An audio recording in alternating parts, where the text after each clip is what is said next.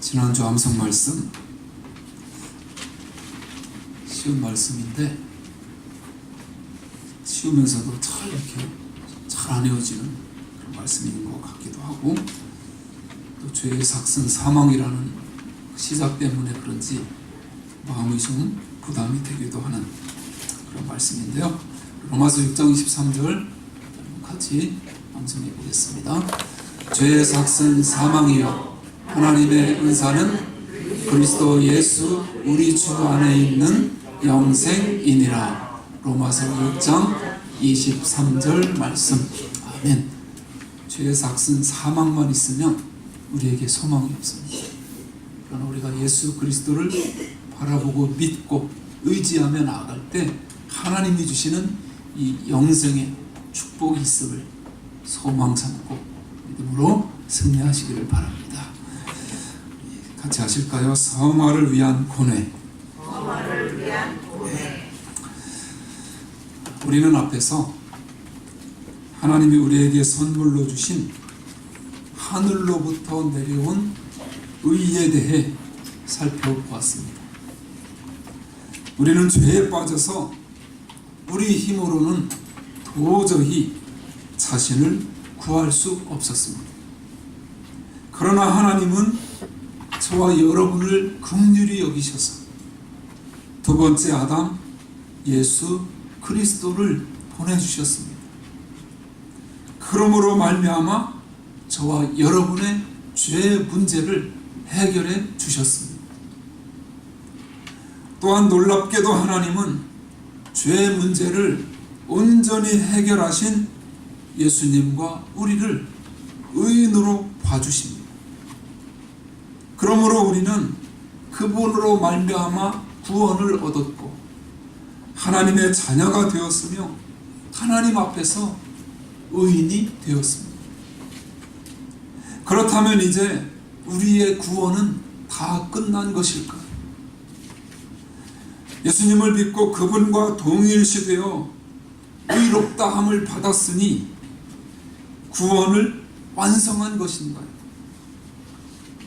구원받았으니 이제 의만 남고 문제는 다 사라져 버린 것입니까? 그렇지 않습니다. 그렇지 않다는 것은 누구보다 우리 자신이 더 잘 압니다. 사실대로 말하면 오히려 우리 안에 더 심각한 고민이 자리 잡게 됩니다. 우리가 예수님을 믿기 전에는 죄에 대해 둔감하지만 예수님과 하나님을 알고 난 후 우리는 죄에 대해서 예민해집니다. 이 예민함이 우리를 힘들게 하는 것입니다. 하나님이 주신 의를 소유했지만 여전히 우리 안에는 타락한 본성, 죄의 문제가 있습니다. 따라서 구원을 받고도 우리는 죄의 문제와 하나님이 주신 그 의 사이에서 심각한 갈등을 하게 되는 것입니다. 성경도 진정으로 구원받은 자에게는 하나님의 의와 죄 사이에서 고민과 갈등이 있다고 말합니다. 그 괴로움을 사도 바울은 이렇게 표현했습니다. 로마서 7장 22절 나눠드린 프린트에 나옵니다. 같이 읽습니다. 내 속 사람으로는 하나님의 법을 즐거워하되 내 지체 속에서 한 다른 법이 내 마음의 법과 싸워 내 지체 속에 있는 죄의 법으로 나를 사로잡는 것을 보는도다. 오호라, 나는 곤고한 사람이로다. 이 사망의 몸에서 누가 나를 건져내랴. 사도 바울은 구원받았습니다. 그런데 사망의 몸에서 누가 나를 건져내려고 탄식을 합니다. 무슨 뜻인가요? 이 탄식의 정확한 의미를 알기 위해서 로마 시대의 시인 버질의 표현을 살펴본다면, 여기 길 이름과 똑같습니다. 버질. 본문의 의미를 짐작하는데 도움이 되실 것입니다. 버질은 트로이 함락 이후에 스파르타의 왕 메넬라우스가 생포한 포로들을 고문하는 방법을 보여줍니다. 그는 아주 잔인한 방법으로 포로들을 고문했습니다. 어떻게 고문한 줄 아십니까? 포로들을 전쟁에서 죽은 시체와 함께 묶었습니다. 이때 입과 입, 코와 코, 얼굴과 얼굴이 완전히 맞닿게 했습니다. 그래서 다리에서부터 목까지겠죠. 꽁꽁 묶어서 옴짝달싹 못하도록 시체와 묶어 놓았습니다. 시간이 흐를수록 시체는 부패합니다. 정말 잔인하죠. 그 고통을 한번 상상해 보십시오. 여러분, 사도 바울이 오늘 본문에서 느낀 고통이 바로 이것이었습니다. 사람의 몸에서 누가 나를 건져내냐. 나는 살아있고 하나님의 의로 구원받았는데 내 안에 또 하나의 육신, 타락한 본성이 있습니다.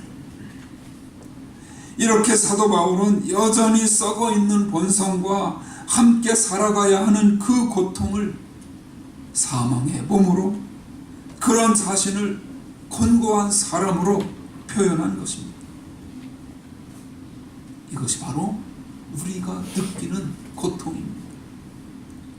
거룩하게 살려고 애써본 사람이라면 누구나 사도 바울의 이 고통을 조금이나마 짐작할 수 있을 것입니다. 본문에 나타난 사도 바울이 묘사한 고통이 얼마나 현실적인지 일부 신학자들은 어떻게 이 본문을 해석해야 할지를 몰랐습니다. 그래서 신학자들 가운데 여러 학파가 생기기 시작했습니다. 어떤 신학자들은 이 본문에 나타난 이 사도 바울의 고백이 예수님을 믿고 난 후가 아니라 믿기 전의 고백이라고 주장합니다. 또 어떤 사람들은 사도 바울의 고백이 아니라 예수님을 믿지 않던 어떤 사람의 고백이라고 주장합니다. 그러나 오늘날 복음주의 학자들 가운데 대다수가 이 본문의 고백이 예수님을 믿고 난 후의 고백이라고 말합니다. 저도 또한 그렇게 생각합니다. 왜냐하면 이것은 우리 모두의 갈등이기 때문입니다. 구원받은 이후 우리 안에 하나님의 의가 존재하지만 의롭게 살아가려고 할수록 마음속에는 또 다른 한 법이 있어 괴롭습니다. 비록 내가 죄에 대해 죽었지만 정욕과 욕심, 분노가 여전히 살아있습니다. 그래서 우리는 굉장히 많이 갈등하고 좌절합니다. 그렇다면 도대체 우리는 어떻게 성화에 이를 수 있을까요? 우리는 예수 그리스도를 믿음으로 구원을 얻고 하나님의 자녀가 되었습니다. 그러나 그게 끝은 아닙니다. 우리에게는 남은 구원이 있습니다. 과거의 구원, 신분의 구원이 아니라 현재의 구원, 즉 우리가 이루어가야 할 성화가 바로 그것입니다. 하나님은 이 성화를 이루는 방법에 대해 말씀으로 정확한 대답을 해주십니다. 하나님은 우리가 진정으로 성화를 이루기 원한다. 먼저 성화에 대해 오해하지 말아야 한다고 말씀하십니다. 성화에 대한 가장 큰 오해 중 하나는 율법을 지킴으로 성화를 이룰 수 있다는 것입니다. 이는 칭의와 구원은 은혜로 받지만 성화는 내 힘으로 이루어가야 한다고 생각하는 것입니다. 하지만 이것은 전혀 성경적이지 않습니다. 로마에 살았던 많은 그리스도인도 스스로 노력하면서 하나님이 주신 율법을 하나하나 다 지키면 성화될 수 있다고 믿었습니다. 그러나 성화는 율법을 열심히 지켜서 이루는 것이 아닙니다. 율법을 지켜서 성화를 이루려고 하면 할수록 그 노력이 오히려 처절한 좌절을 맛보게 할 것입니다. 이렇게 율법을 지켜서 구원을 얻거나 성화를 이루려는 노력은 바로 율법주의입니다. 우리는 우리 율법과 율법주의를 구분해야 합니다. 분명 율법은 선한 것입니다. 그러나 율법주의는 잘못된 것입니다. 성경 어디에도 율법을 지켜서 구원과 성화에 이룰 수 있다고 언급한 구절은 없습니다. 그것은 우리를 유혹하는 사탄의 소리입니다. 그럼에도 율법주의에 빠지게 되면 어떤 현상이 일어나나요? 달라스 신학교 출신인 강해 설교자 레이 스테드만은 오랜 목회를 통해 성도들을 관찰한 후 다음과 같은 4가지 결론을 내놓았습니다. 첫 번째, 율법주의에 빠진 사람들은 자신의 성취에 대해 교만하다는 것입니다. 율법 안에 사는 사람들은 언제나 자신의 실패로부터 시선을 다른 곳으로 돌리기 원합니다. 그래서 자신이 실패한 많은 것은 다 감추고 성공한 것만 자꾸 자랑함으로 교만하게 됩니다. 하나님의 은혜에 빠지게 되면 겸손해지지만 율법주의는 마음을 높이고 교만에 빠지게 한다는 것입니다. 두 번째, 율법주의에 빠진 사람들은 다른 사람에 대해 매우 비판적이라는 것입니다. 부모님이 자녀들 모습에서 자신의 약점을 보고 왜 분노하나요? 왜 속상해하나요? 자신이 그 약점을 싫어하기 때문에, 내 약점 때문에 내가 너무 싫은데 어느 날 보니까 자녀에게서도 그 약점이 보일 때 얼마나 마음이 아프겠습니까? 율법주의에 빠진 사람들도 마찬가지입니다. 자신이 실패한 것은 감추고 남이 실패할 때 그것을 아주 예리하게 지적하고 비판한다는 것입니다. 그래서 실패가 자신을 불안하게 함으로 남을 비판하며 마음의 안정을 얻으려는 것입니다. 혹시 여러분은 다른 사람의 잘못에 대해 지나치게 비판적이지 않습니까? 그렇다면 율법주의에 빠진 것입니다. 세 번째로, 율법주의에 빠진 사람들은 자신의 실패를 인정하려고 하지 않는다는 것입니다. 이들은 율법을 지켜서 성화를 이룬다고 굳게 믿기 때문에 자신의 실패를 인정하는 것이 굉장히 어렵습니다. 실패를 인정하는 것은 곧 자신이 성화되지 못한 것을 인정하는 것이기 때문입니다. 여러분의 지난날을 한번 돌아보십시오. 누군가에게 진심으로 사과한 적이 있으신가요? 어떤 사람은 배우자와 자녀에게 한 번도 사과해 본 적이 없다고 합니다. 이들은 율법주의에 빠진 것입니다. 우리는 모두 완전하지 않다는 사실을 인정해야 합니다. 마지막 네 번째, 율법주의에 빠진 사람들의 특징은 우울증과 낙심과 패배감으로 고통을 겪는다는 것입니다.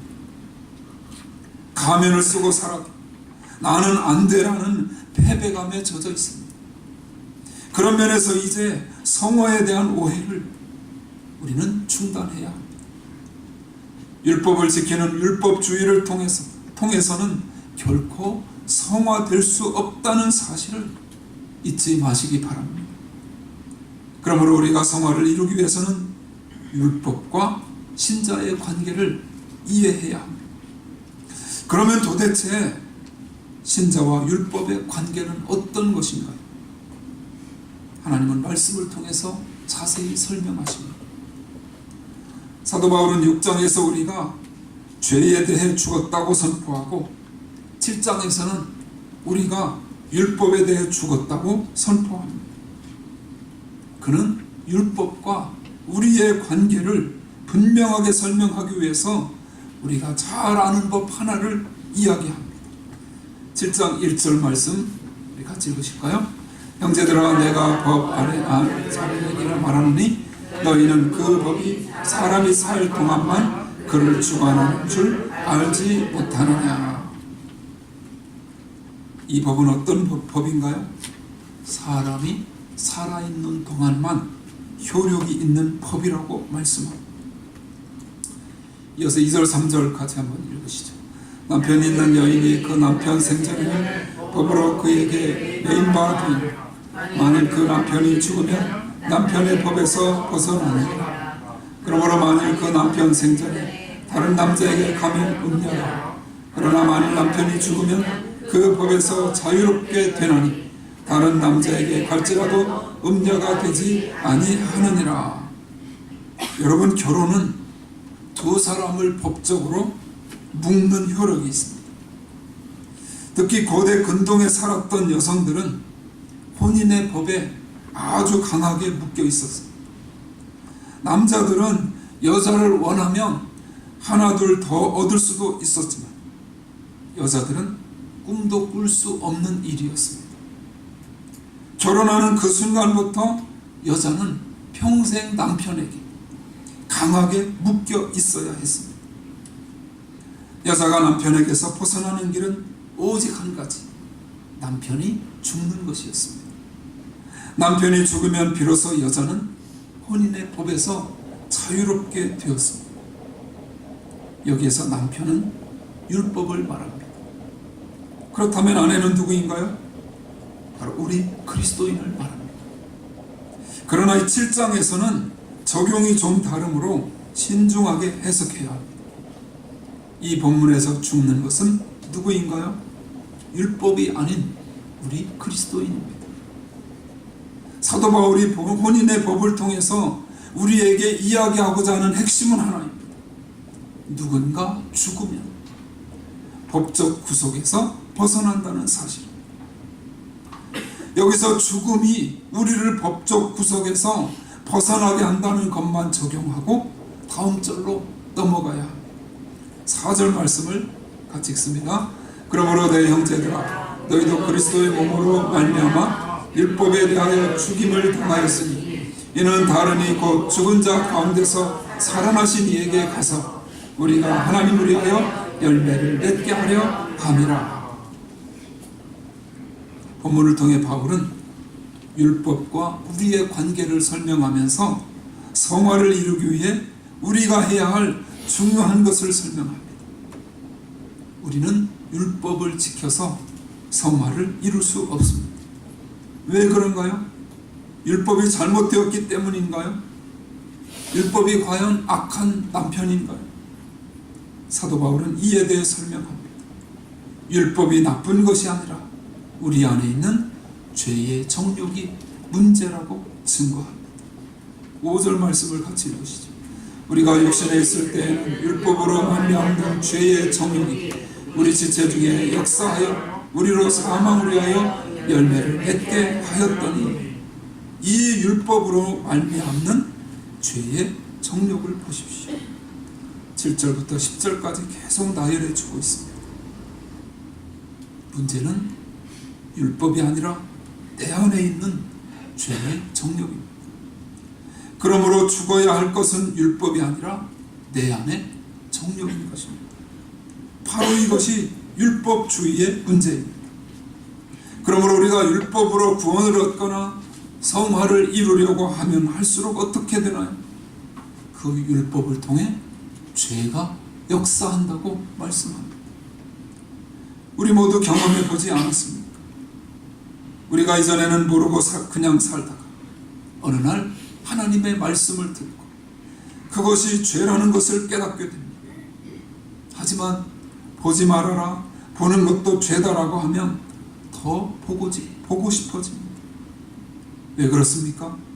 그 율법의 계명으로 말미암아 내 안에 있는 죄가 깨어나기 때문입니다.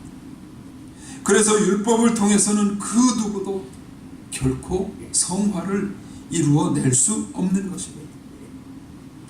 하나님은 이것을 우리에게 가르쳐 주십니다. 그런 면에서 우리는 성화를 이루기 위해 성화에 대한 오해를 중단해야 합니다. 그 오해가 무엇인가요?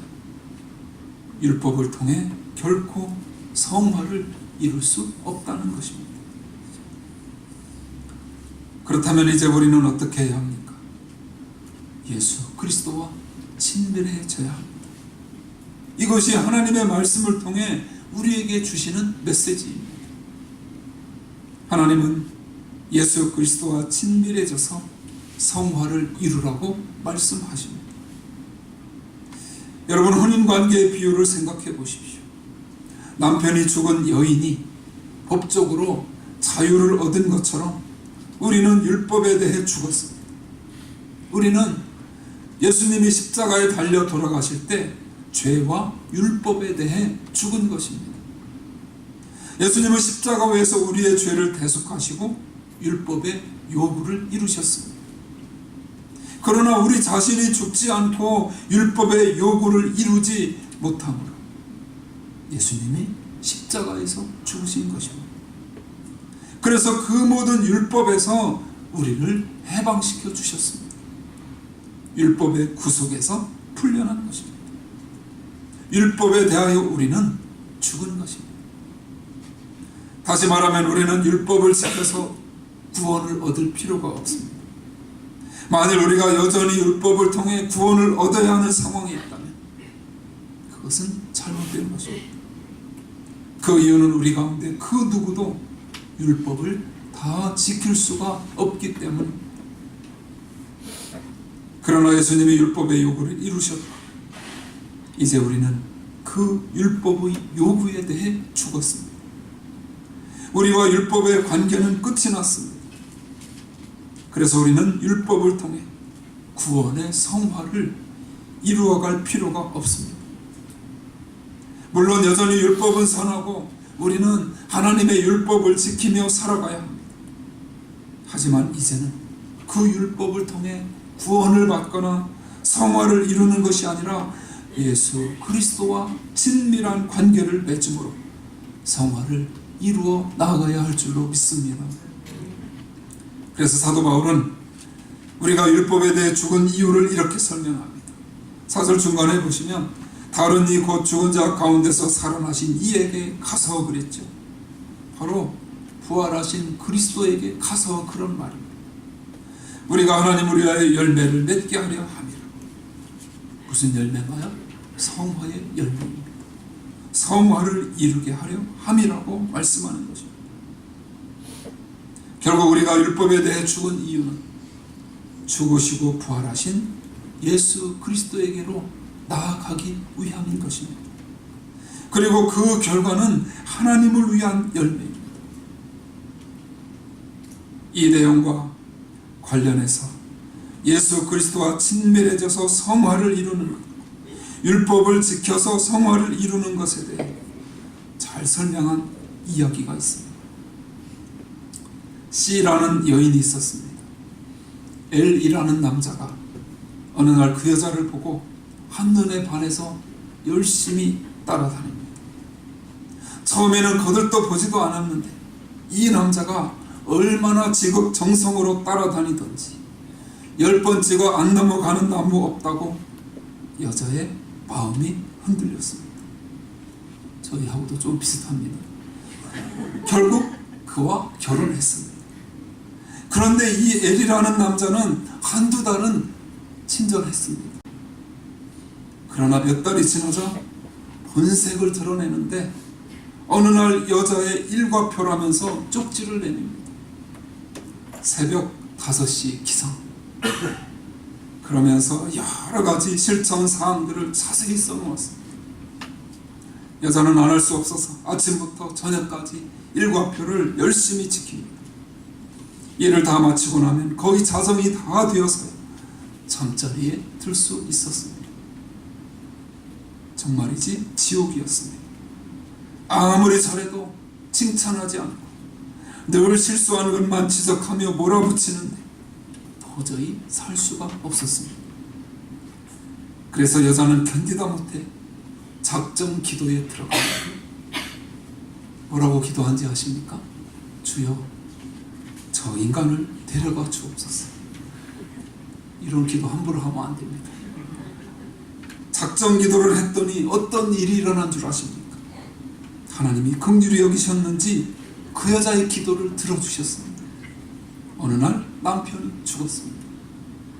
이 여자는 얼마나 좋은지, 이제 자유다 자유, 내 평생 다시는 남자를 쳐다보지 않으리라고 다짐하고 다짐했습니다. 그리고 수년이 지났습니다. 어느 날 후련히 이 여자 앞에 한 신사가 나타나서 청혼을 합니다.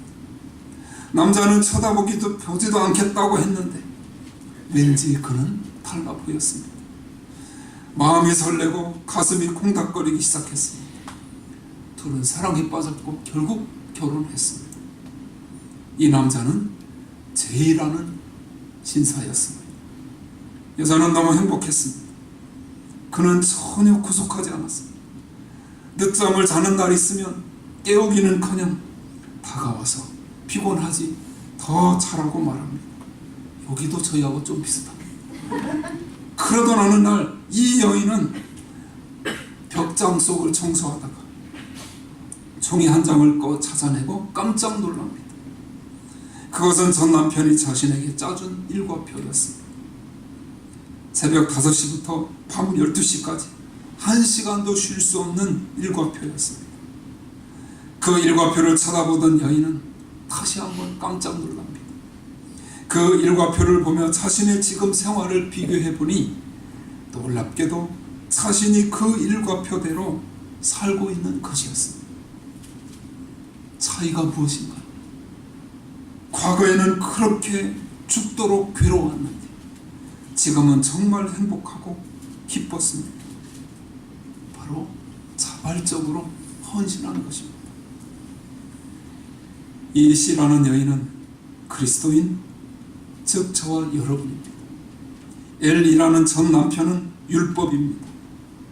그리고 J라는 신사는 바로 예수 그리스도를 말합니다. 그런 의미에서 성화를 어떻게 이룰 수 있을까요? 율법주의인가요? 하나님은 아니라고 말씀하십니다.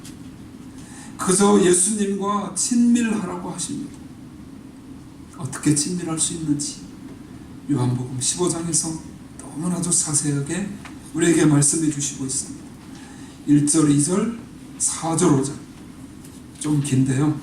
천천히 우리 한번 잘 뜻을 생각하면서 같이 읽겠습니다. 나는 참 포도나무요 내 아버지는 농부라. 물은 내게 붙어있어 열매를 맺지 아니하는 가지는 아버지께서 그것을 제거해 버리시고 무릇 열매를 맺는 가지는 더 열매를 맺게 하려 하여 그것을 깨끗하게 하시느니라. 내 안에 거하라. 나도 너희 안에 거하리라. 가지가 포도나무에 붙어있지 아니하면 스스로 열매를 맺을 수 없음같이 너희도 내 안에 있지 아니하면 그러하리라. 나는 포도나무요 너희는 가지라. 그가 내 안에 내가 그 안에 거하면 사람이 열매를 많이 맺나니 나를 떠나서는 너희가 아무것도 할 수 없음이라. 그리고 7절이 우리가 이번 주에 암송해야 하는 말씀인데요. 뒷면에 나옵니다. 너희가 내 안에 같이 씁니다. 너희가 내 안에 거하고 내 말이 너희 안에 거하면 무엇이든지 원하는 대로 구하라. 그리하면 이루리라. 아멘. 지금 예수님이 이렇게 말씀하시는 것입니다. 내 아버지는 농부요 나는 포도나무요 너희는 가지란다.